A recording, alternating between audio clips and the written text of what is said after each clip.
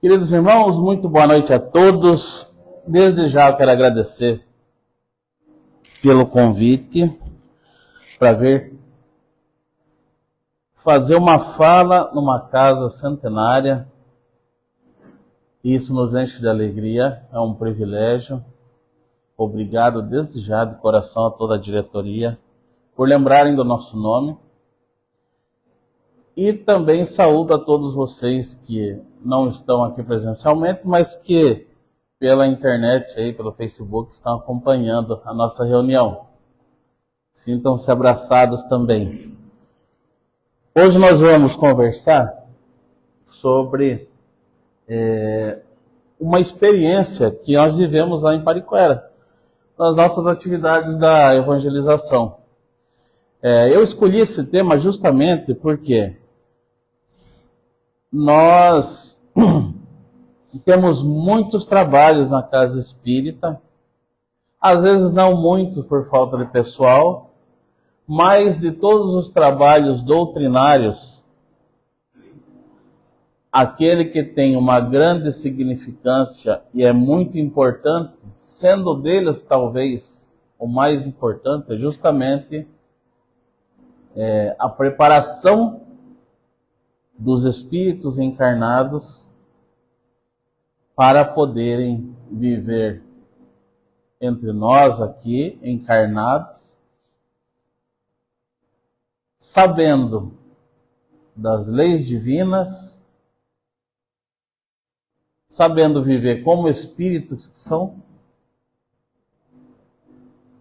e tendo um ponto de vista diferente daquele ponto de vista material que nós temos, de considerarmos a realidade só o mundo material. Então vamos lá. Por que eu escolhi esse tema? Justamente para demonstrar uma experiência da evangelização que vivemos e que a atividade da evangelização ela promove muitas reflexões não só no evangelizador, como também nos evangelizandos. Ou seja, as crianças são levadas a refletir, não somente assim sobre as propostas do Cristo, mas refletir sobre o que elas vivem no dia a dia e saber aplicar as ferramentas que o Cristo oferece em todas aquelas situações corriqueiras ali do dia a dia. Às vezes fica nervoso, às vezes uma contrariedade, às vezes um fracasso. Enfim, se você encarar a sua vida material do ponto de vista do espírito, tudo tem um novo significado.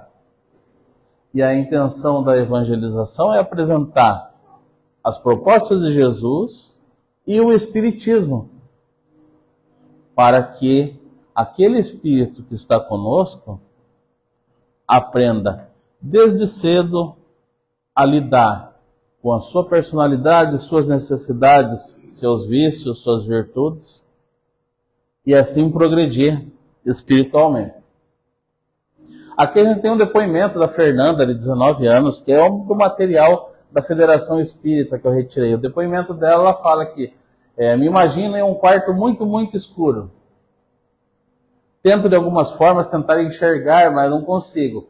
Aí de repente se acende uma lâmpada que mostra para mim o quanto o quarto está bagunçado, desorganizado, tudo fora do lugar. A lâmpada não vai arrumar a bagunça, mas me mostra o quanto eu tenho que fazer. Então ela fala assim, resumindo, a doutrina espírita é a minha lâmpada. E é justamente esse o papel do evangelizador. Mostrar para o espírito, né, o evangelizando, seja a criança ou seja adulto, afinal de contas, para a atividade da evangelização, né, evangelização de espíritos não tem uma idade, mas o nosso papel é esse. Na verdade, o papel primeiro é do evangelizador, se enxergar no quarto escuro e tentar bagunçar menos possível e arrumar o que está bagunçado, para depois passar para o evangelizando, né? Mas eu achei interessante porque realmente a doutrina espírita cumpre esse papel. E quando a gente coloca ação evangelizadora no tema, pessoal, nada mais é ação evangelizadora do que uma ação voltada para estudo, prática e difusão da doutrina espírita. Os objetivos, o que é? Proporcionar estudo e vivência da doutrina espírita, lembrando que a doutrina espírita, ela tem um tríplice aspecto. Qual que é? Religião. Exatamente. A doutrina espírita é uma ciência, mas tem esses três pilares, né? Religião, como é que é? Ah, tá. Exatamente. Então, tem como objetivo vivência da doutrina, integrar a criança consigo mesmo, o próximo e Deus. Nesse caso aqui, né, ela, entendendo as leis morais, vai entendendo que ela tem obrigações para consigo mesmo, para com o próximo, perante Deus. E também perceber-se viver como um espírito, herdeiro de si mesmo. Quer dizer, a gente diz que não somos vítimas de nada e também temos as mesmas chances que os outros espíritos. O que diferencia, né, o que nós fazemos, as construções que nós fazemos ao longo de nossa existência. Por isso somos herdeiros de nós mesmos. Uma outra coisa, como eu já tinha falado anteriormente, né? Quando a gente se percebe como espírito, também reconhecemos a nossa anterioridade.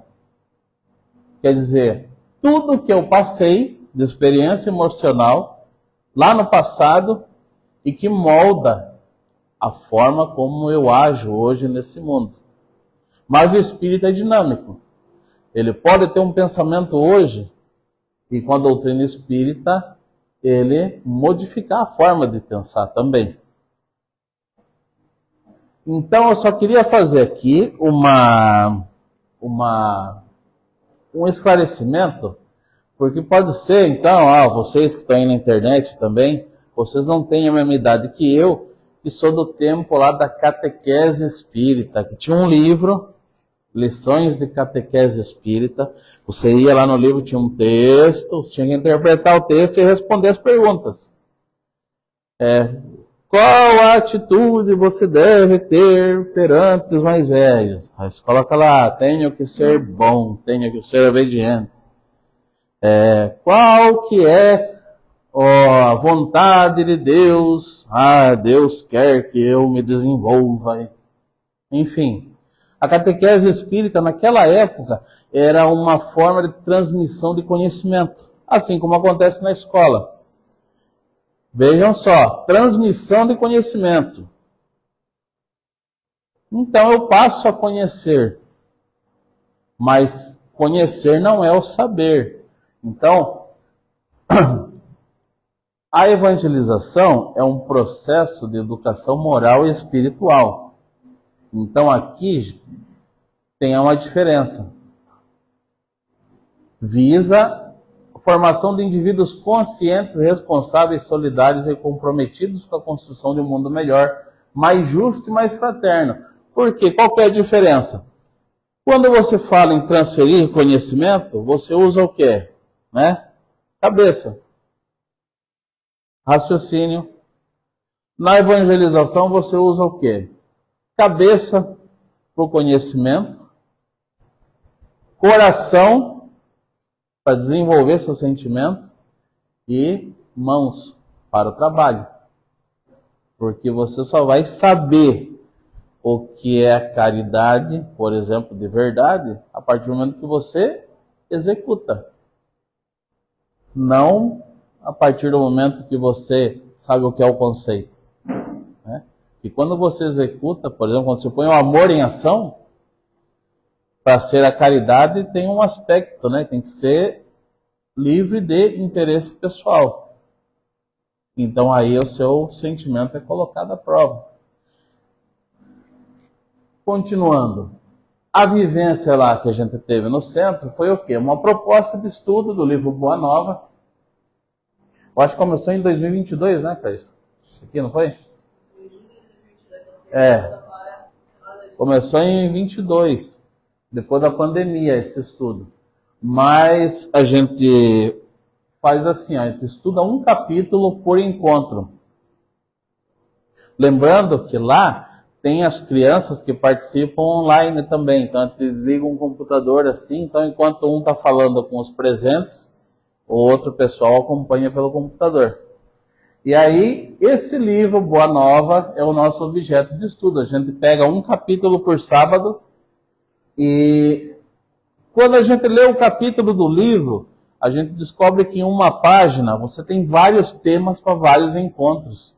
Então, às vezes é difícil você pegar um capítulo e estudar com as crianças em 1h30.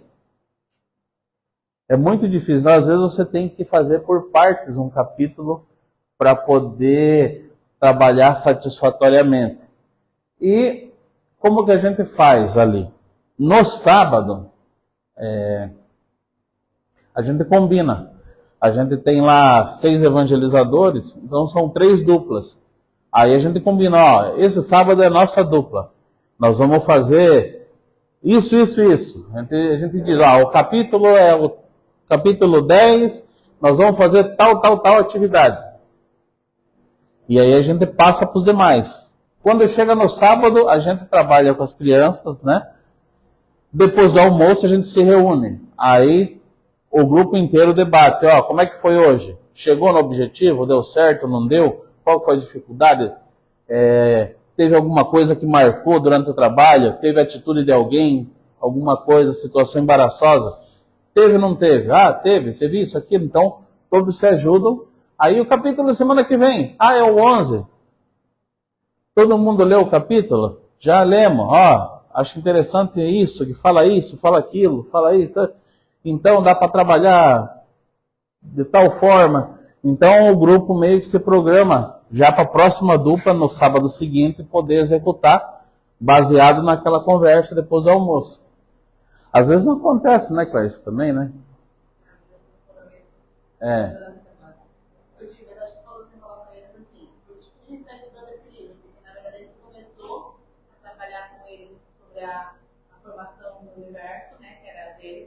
Até chegar quando Jesus veio para governar a terra.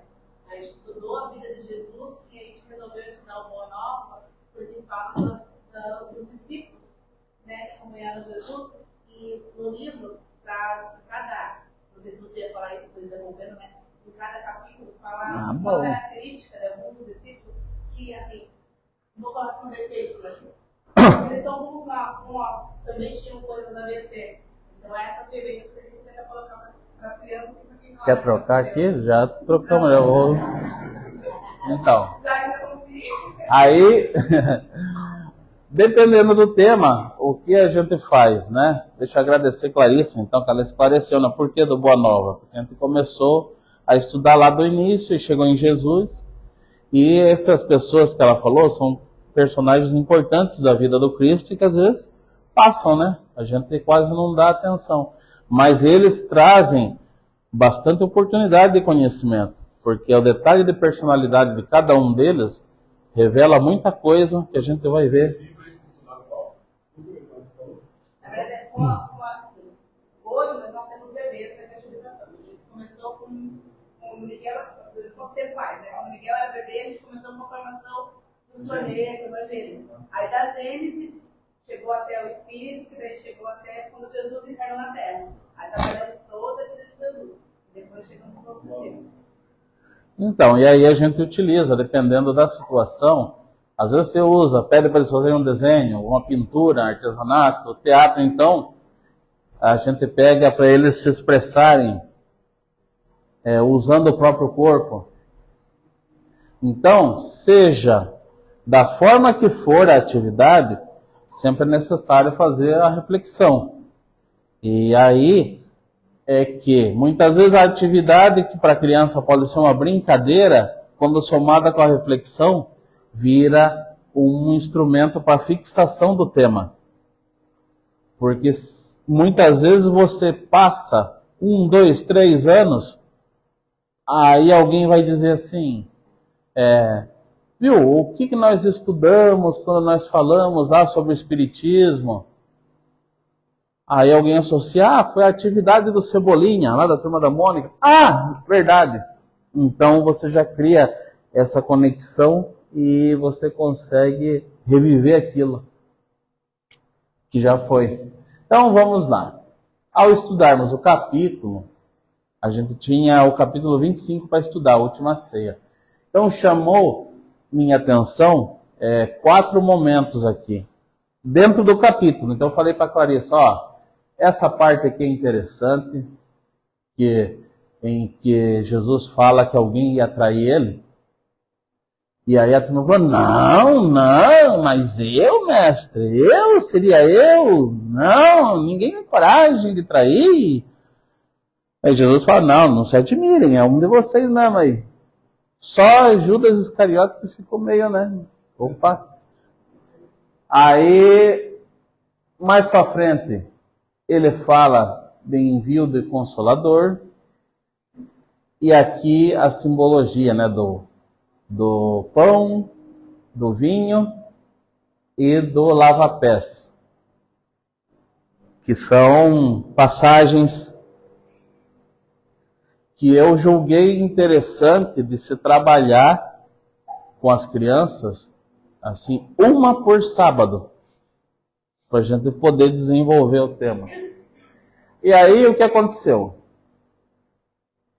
Primeiras impressões coletadas, estamos em tempo ainda, se você quiser interromper, mas isso aqui que eu vou falar não é assim uma crítica, muito menos uma censura, não.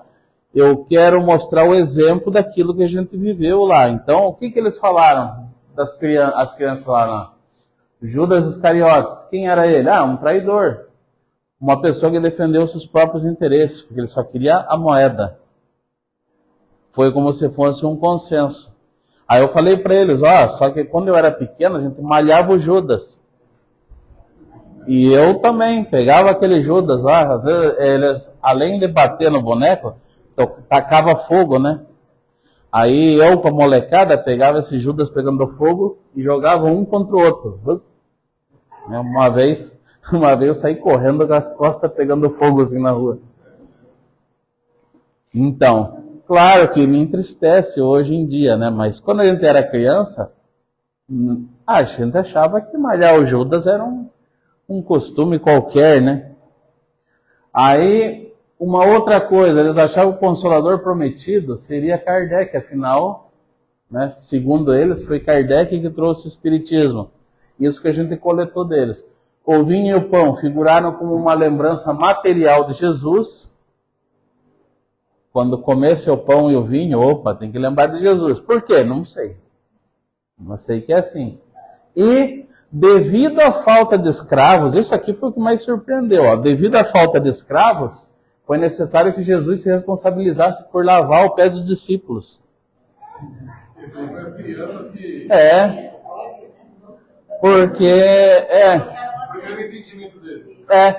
Porque na época era o escravo mesmo, que fazia tudo, O escravo servia, o escravo lavava o pé, ele que era muito chegado da família, pegava a toalhinha, ia lá e fazia, E eles pensaram justamente, faltou escravo, então Jesus que teve que ficar com a incumbência.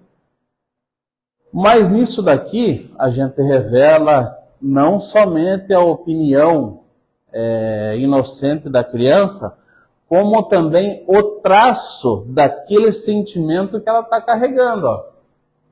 Porque devido à falta de escravos, significa o quê? Que ela deixou de enxergar um exemplo de Jesus para culpar o escravo, a falta de escravo. Quer dizer, não entendeu totalmente a questão de servir. No caso, isso aqui é uma opinião de quem quer ser servido, não de quem quer servir.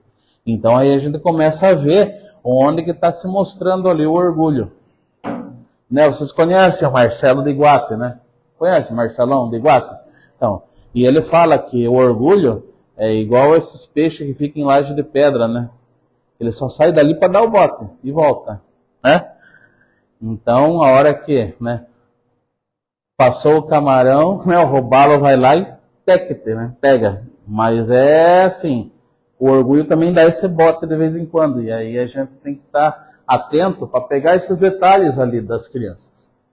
Então a gente fez umas atividades para reflexão. Isso daqui a gente está resumindo, porque eu achei que não fosse dar tempo, né?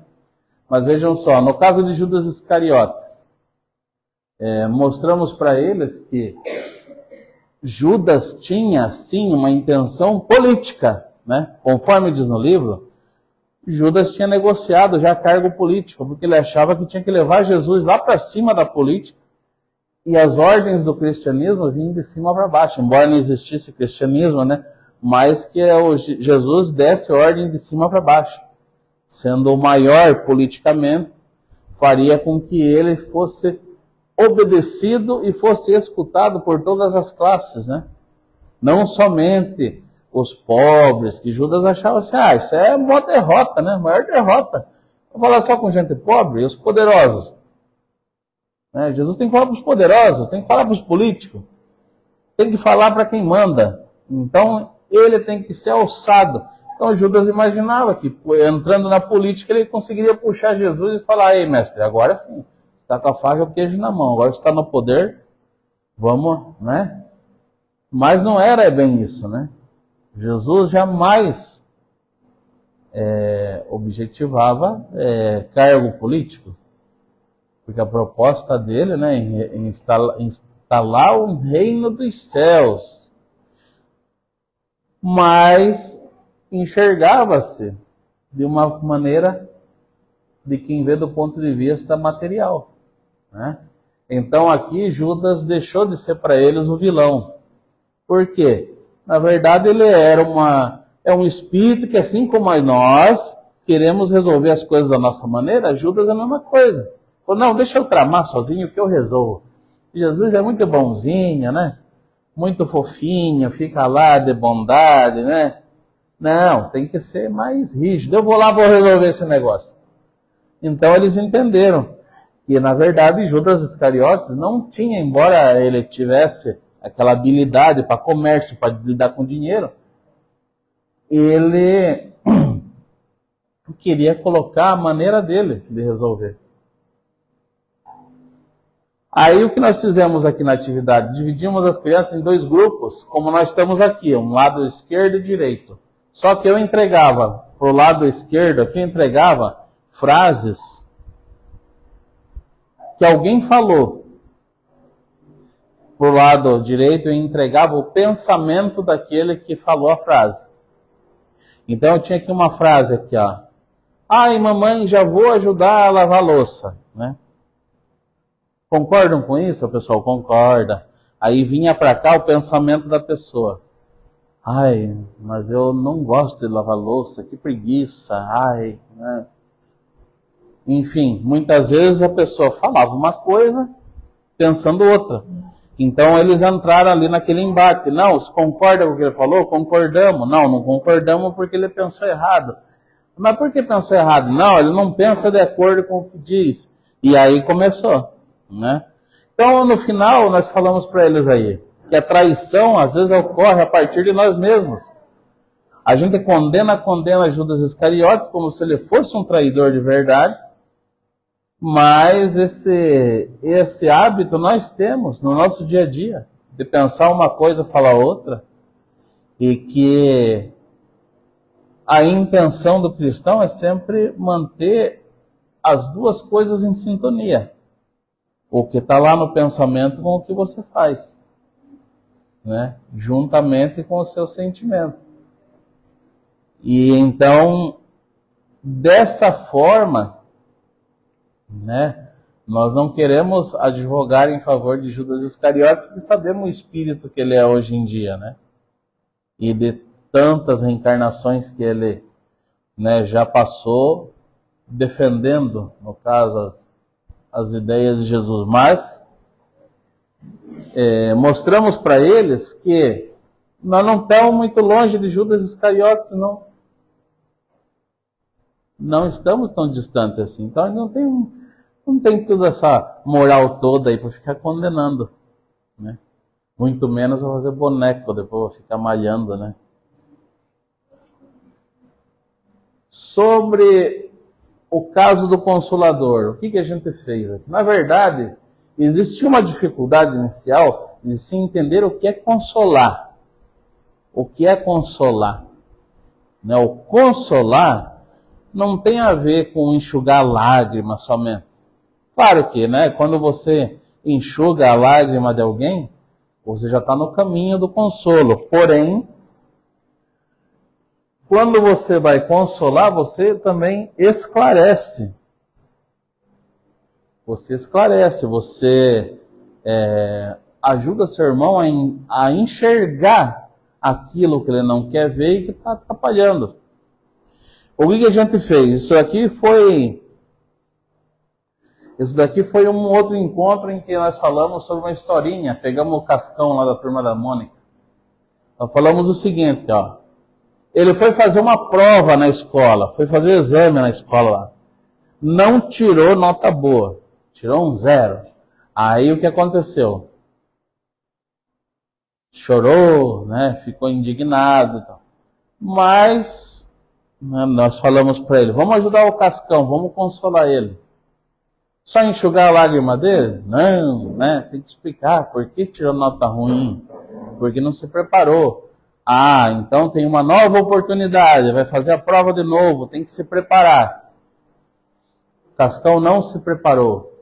Chegou lá de novo, foi mal na prova. De novo. Agora ele pode chorar nessa segunda vez? O pessoal, não. Por quê? Ele sabia o que tinha que fazer. Ah, tá bom. Então, a partir do momento que você sabe o porquê está sofrendo e o que você tem que saber, aprender a fazer ali para modificar, não as situações, mas modificar a causa, que é você mesmo. Agora vamos passar para a nossa vida, né, de espírito. O espírito sofre por várias coisas, mas muitas coisas que são sofrimento de espírito é voluntário. Muita gente sofre porque quer, né? Por ser arredio, né? Por ser orgulhoso.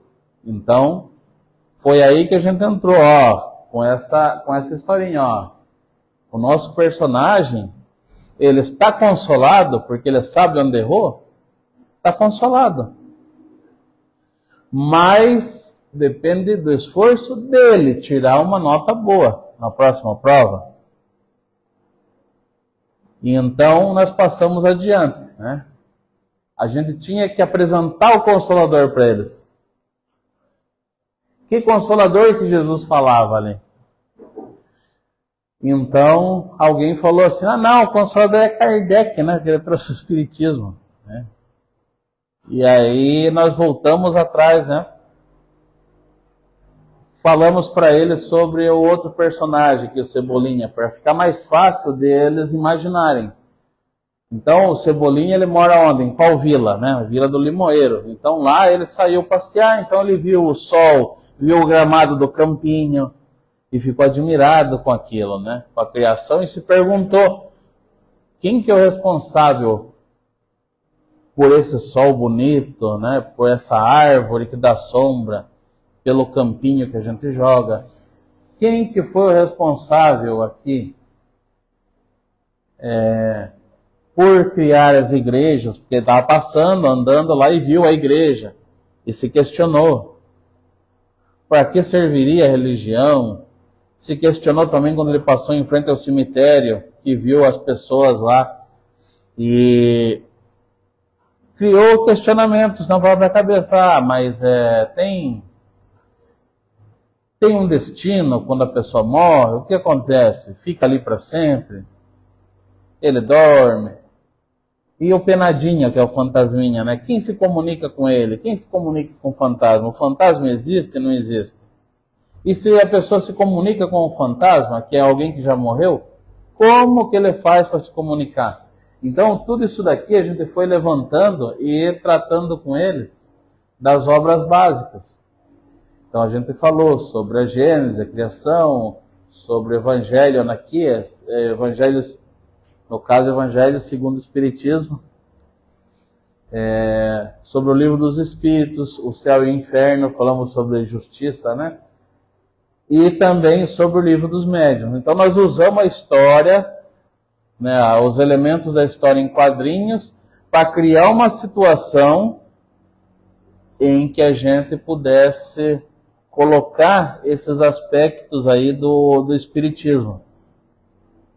E depois passar para a vida real, obviamente. E nós mostramos as obras básicas para eles. Ó, pessoal, esses conhecimentos estão aqui. Então, se vocês estudarem, se dedicarem, né, a ler todas essas obras, e é o que tem mais de complementar, né, Revista Espírita, entre outros livros, vocês vão conhecer muito e vão ter muito conhecimento para saber lidar com seus próprios conflitos. Já no caso da comunhão com Jesus, em que eles falaram do pão e do vinho, que era um símbolo material de Jesus, nós fizemos uma encenação. No caso aqui não era vinho, tá? Usamos suco de uva e o pão. E no caso, quem foi o Jesus, né? Nesse dia sobrou para eu fazer o papel de Jesus e distribuir para eles o pão e o vinho, né, o suco de uva. Logo que eles pegaram um pedaço de pão, alguns falaram assim, você quer para quê? E já chamaram para dentro, já comeram um pedaço do pão. E aí nós falamos com eles sobre, né, a simbologia, o pão relacionado ao Evangelho e o vinho, o espírito renovador dos ensinamentos. Assim também nós fizemos com o lava-pés. Nós preparamos a toalha, preparamos a bacia. Clarissa levou lá leite de rosas para deixar cheiroso lá a água. E aí, na hora de lavar o pé, vocês acham que alguém aceitou lavar o pé? Todo mundo foi escondendo o pezinho. Ah, mas eu estou com o sapato fechado. Não dá, eu não posso. Aí tinha uma evangelizadora que foi de sandália e falou assim, olha, eu vinha de sapato fechado, na última hora eu decidi trocar pela sandália. Alguma coisa me disse, ó, tira o sapato, bota a sandália. E assim, ela deu oportunidade para que eu pudesse lavar o pé dela. Os demais não quiseram. E aí, nessa situação, também ficou evidente um certo orgulho, né? O pessoal, às vezes pode dizer que é vergonha, mas também tinha orgulho porque não queria, em hipótese alguma, se submeter àquele ato, né, de lavar o pé. E nós aproveitamos, né, para exemplificar e falar com eles das diferenças sobre humildade e orgulho. Né? A dificuldade que o orgulho cria para nós aceitarmos os desígnios de Deus. A dificuldade que o orgulho nos dá em procurar novas virtudes, novos hábitos.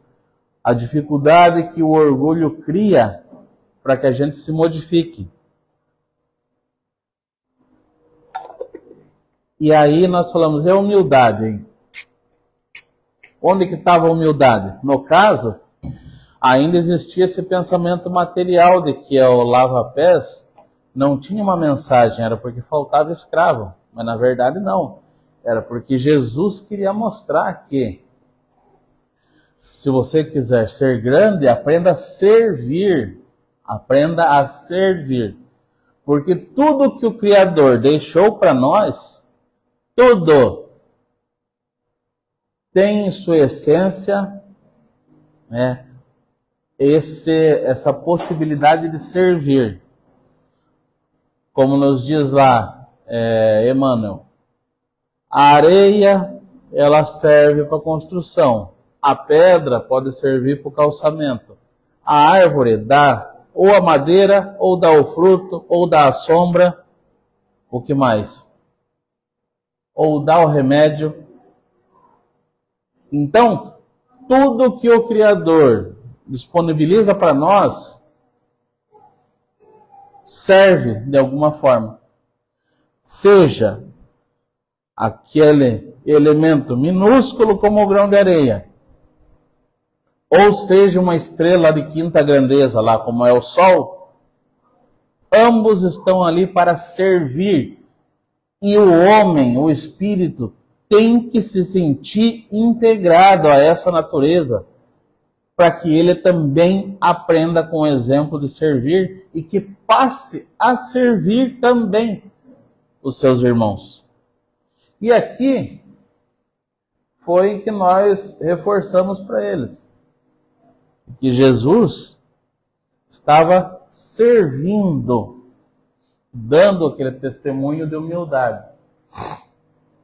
Então, em nossos encontros, eu coloquei aqui dois pontos interessantes. É que, apesar de Jesus trazer em primeira mão ali a Boa Nova, o Evangelho, não foi em todas as oportunidades que aqueles discípulos de Jesus interpretaram do ponto de vista espiritual. Todos eles tentavam levar de alguma forma para o aspecto material. Então Jesus falava de implantar o reino dos céus, eles achavam que era um reino, que era um território que Jesus ia pegar e ia dividir ali. E que os discípulos de Jesus, esses apóstolos que seriam, no caso, pessoas que estariam acima da população, porque estariam ali, chegadinhos do mestre, né? Eles teriam benefícios. Então eles já meio que dividiam, quando tiver o reino de Deus, eu quero assumir tal posição, eu quero ser responsável por isso. Então eles já estavam fazendo uma divisão desse reino entre eles. E Jesus falou, opa, calma aí, pessoal. Quem falou que nós estamos falando de planeta Terra? Né? Calma aí, calma. Vamos aliviar o pé aí, porque o nosso compromisso é outro. Né? A minha proposta é outra. Então, apesar deles serem homens simples e humildes, eles tinham, às vezes, as contendas entre eles. Eles também debatiam, às vezes não concordavam um com o outro. Tinha briguinha entre eles. E muitas vezes as conversações entre eles iam para outros caminhos diferentes da fraternidade que Jesus tanto falava. Então muitas vezes Jesus corrigia eles. Pessoal, vamos falar sobre alguma coisa útil, né? Enfim, quando você começa a levantar esses aspectos da personalidade deles, você percebe que entre mim e aquele discípulo não tem tanta diferença a ponto de eu me julgar incapaz de batalhar da mesma forma que eles. Eu não posso copiar a vida deles, porque eu sou uma outra pessoa. Mas o testemunho do Evangelho é para todos. Todos devem cumprir e não tem como transferir para outra pessoa. Então, quando você ia descobrindo, né, as dificuldades dos discípulos, por exemplo, tinha Bartolomeu que não tinha fé, né? Ele dizia que acreditava duvidando. Acredito duvidando. Né? Quem mais que teve? Tomé, né, que foi disfarçado no meio da multidão lá para ver Jesus ser crucificado, foi disfarçado. Ele queria ver mesmo se realmente, né, na última hora Jesus não ia bater o pé lá, fazer cair um raio e destruir tudo e não ser crucificado, né? Aí temos também, né, aqueles outros que eram mais explosivos. Temos o caso também de Judas Iscariote, que foi o tema que nós estudamos. Aí você percebe que às vezes o apóstolo, ele pode ter o mesmo tipo de vício que eu tenho. Aí eu me identifico com ele. Olha, o Judas Iscariotes, né? Ele mexia com dinheiro, ele tinha lá a pretensão política, mas queria resolver as coisas à maneira dele. Quem não é assim? Opa, eu sou assim. Eu sou assim. Eu quero resolver as coisas à minha maneira. Eu estou ali, junto com o Judas Iscariotes, na mesma condição. Então, quando Cristo fala alguma lição direcionada para o apóstolo que tenha o mesmo vício que o seu, é como se Jesus falasse diretamente para nós. Então, é aí que a evangelização começa a atingir seu objetivo. Porque quando você sente que a palavra do Cristo é para você, aí você é levado a refletir e a se comprometer com você mesmo e, de certa forma, com Jesus. Porque se eu decidir aceitar todas as propostas do Cristo, eu vou me alinhar com o pensamento dele. Eu não posso usar outro tipo de pensamento depois. Não se pode, como diz, servir a Deus e a outros deuses. Quando a gente fala dessa relação, né, entre Jesus e eu, somos nós, não é a gente, não é mais pessoas, né, assumindo as coisas que eu deveria fazer perante Jesus. É eu mesmo, assumindo o meu compromisso diante de Jesus. E aí, pode ser que muitas vezes a criança, ela demonstre para nós, assim, muitas vezes pela sua idade, ou então pelo seu nível de maturidade, ela demonstra, aparentemente, que não tem como entender essas situações. Mas só que nós, os evangelizadores, a gente quebra a cara sempre, porque eles conseguem ir muitas vezes além da nossa interpretação. E isso para eles é uma vantagem. A criança evangelizada, ela já tem uma vantagem, né, em relação a nós, que pegamos a evangelização depois, né, como dizia a vovó, depois de cavalo velho, né? Por quê? Eles já iniciam a modificação deste mundo já desde cedo. A modificação do mundo e deles mesmos, né? Então, só para encerrar, tem essas palavras de Bezerra de Menezes, que fala que a criança, à luz da psicologia, não é mais o adulto em miniatura. E a nossa vida material aqui, orgânica, não é a única realidade. O Espiritismo já veio e já revelou para nós, né, o caminho pelo qual nós vamos percorrer, o caminho pelo qual o nosso planeta vai percorrer, e nos mostra também a necessidade de se evangelizar essa criança, né, o jovem do presente, para que eles também atuem na modificação do planeta. Então, em tal esforço, apliquemos os contributos da mente e do sentimento. Por quê? Né? A gente, na condição de evangelizador, precisa desenvolver a tarefa e também precisa amar a tarefa. Precisa colocar o sentimento. Para você transferir um conhecimento e transferir uma experiência que te marcou, você precisa falar sentindo, para que a sua vibração atinja o espírito. Então eu conto para eles, eu conto. Seja uma experiência boa que eu tive ou não, eu conto na evangelização. E sou sincero com eles, ó. Já aconteceu comigo, né? Já passei por determinadas situações. Para criar entre nós esse elo de confiança.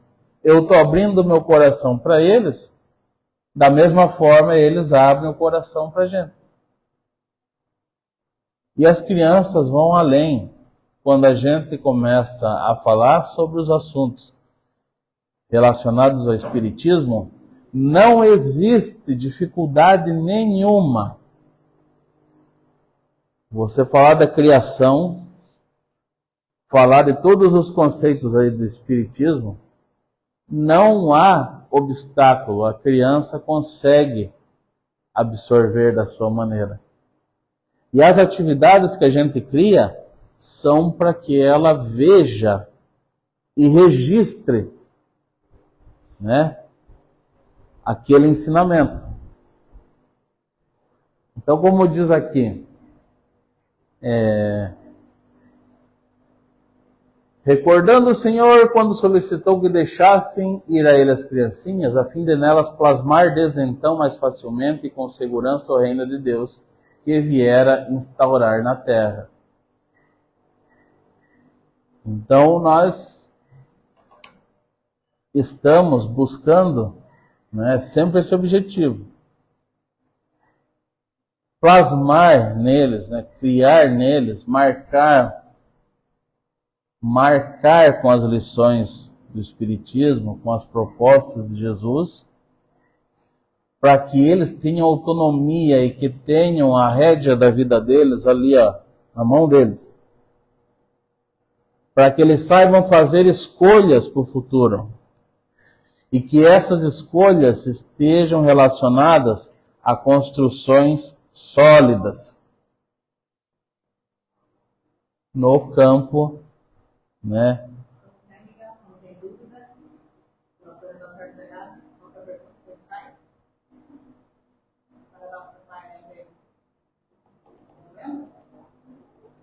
Então fale alto para isso, para o pessoal ouvir. Fale alto para o pessoal da internet ouvir.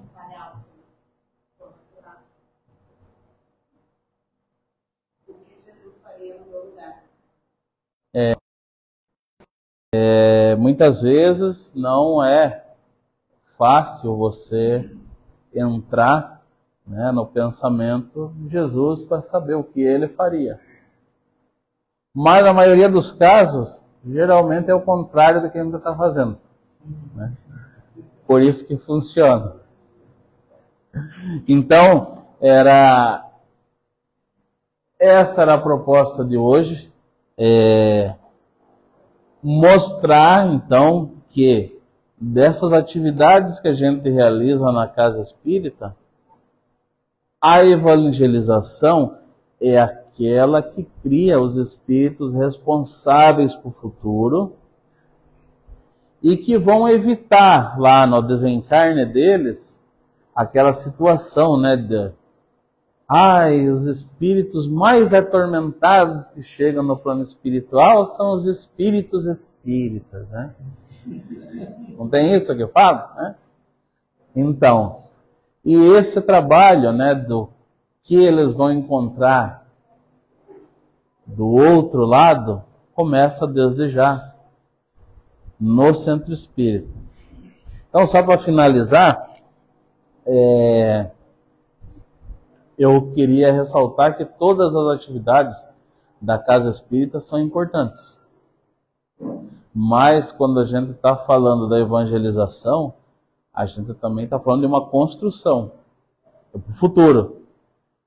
Porque esses mesmos espíritos que passam pela nossa mão hoje são aqueles que provavelmente a gente vai reencontrar lá na frente. Então, vamos encontrar a nossa herança lá na frente também.